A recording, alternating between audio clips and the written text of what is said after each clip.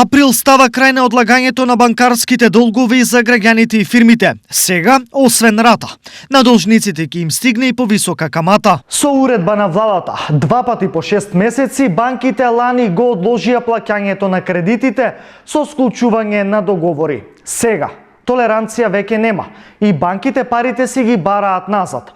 Но дали сега е вистинско време за плаќање кредити? Па за 2-3 месеца би требало да се одложи, ако се оправи работа. Па треба да се помогне, кој се без плати, кој се без примање, мора нешто да се направи. Па на другите нека се одложи, не е проблем тоа. Банките тоа треба да одобрат. Треба, помош, треба. Би требало да речеме да се одложи месец, до 3. Дали за сите сега не е време за одлагање? Категоричен е и економскиот аналитичар Арбер Халили. Ништо не е сменето за граѓаните и фирмите од лани до сега, па тие да може да ги враќаат кредитите.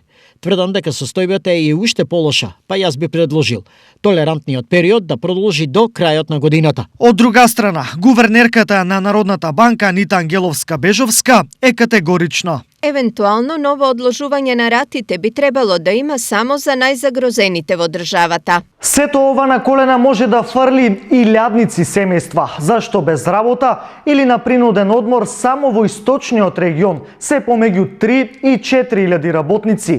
Како ќе ги платат ратите и каматите, не знаат ниту тие самите, но колку должат банките одамна пресметале. Еве зошто.